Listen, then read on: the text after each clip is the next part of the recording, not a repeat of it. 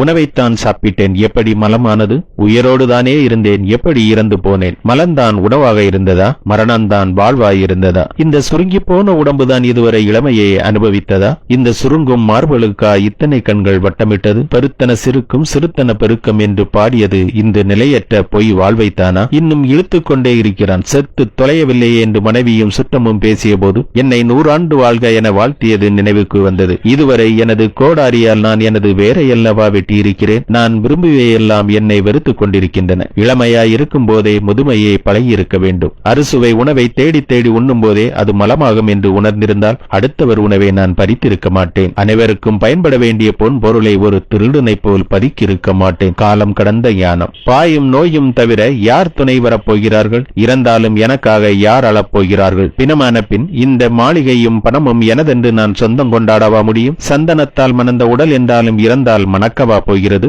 கண்ணே மணியே என்று கொஞ்சிய தாயும் உயிரே என்று சொன்ன மனைவியும் பிணமான பின் உடன் வரவா போகிறார்கள்? பிரிய மாட்டேன் என்று சொன்னவர்கள் பிணம் என்று வீசி சென்ற பிறகு மண் என்னை பார்த்து, மகனே நான் இருக்கிறேன், என் மடியில் வந்து உறங்கு என்று என்னை மார்போடு தழுவிக்கொண்டது. அருந்தின மலமாம் பொருந்தின அழுக்காம் வெறுப்பன உவப்பாம் உவப்பும் வெறுப்பாய் உலகே பொய் வாழ்க்கை. நீ நீயாக இரு. உங்கள் உடலில் இருக்கும் ஒவ்வொரு உறுப்பும் நீங்கள் உயிருடன் இருக்கும் அத்தனை நாளுக்கும் பயன்படுத்தவே படைக்கப்பட்டிருக்கிறது. வயதானால் அந்த நோய் வரும் இந்த நோய் வரும் என்று சொன்னால் தயவு செய்து நம்பாதீர்கள். உங்கள் கூடவே வாழும் மிருகங்களை பாருங்கள். மரணம் வரும் வரை தன் வேலைகளை தானே செய்து கொள்கிறது. எந்த பறவைகளும் தனக்கு வயதாகிவிட்டது என்று தன் குஞ்சிடம் உணவு கேட்பதில்லை. எந்த மாடும் படுத்துக்கொண்டு தன் கண்டிடம் தண்ணீரோ உணவோ கேட்பதில்லை. எந்த பூனையோ நாயோ படுக்கையில் இருந்து கொண்டு மலம் கழிப்பதில்லை. மரணம் அடையும் நாள் வரை ஆரோக்கியமாக சுயமாக தன் வேலைகள் அனைத்தையும் செய்து கொள்கின்றன. மனிதர்கள் மட்டும்தான் வயதானால் நோய் வரும் இயலாமை வரும் என்று நம்பி அடுத்தவர்களை எதிர்பார்த்து வாழ ஆரம்பிக்கிறார்கள். நன்கு ஞாபகம் வைத்துக் கொள்ளுங்கள். முதுமை என்று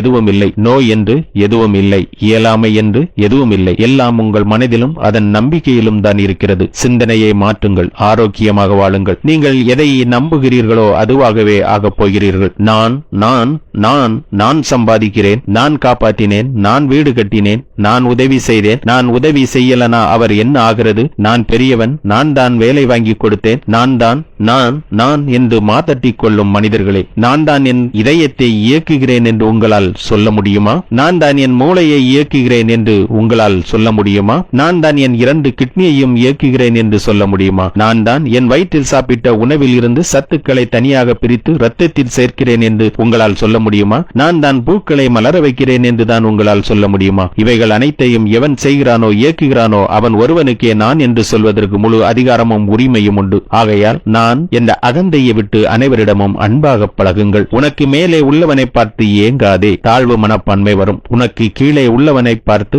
ஏளனமாய் சிரிக்காதே, தலைக்கணம் வரும். உன்னை யாரோடும் ஒப்பிடாமல் நீ நீயாக இரு, தன்னம்பிக்கை தானாய் வரும். பட்டினத்தார் சொன்னது.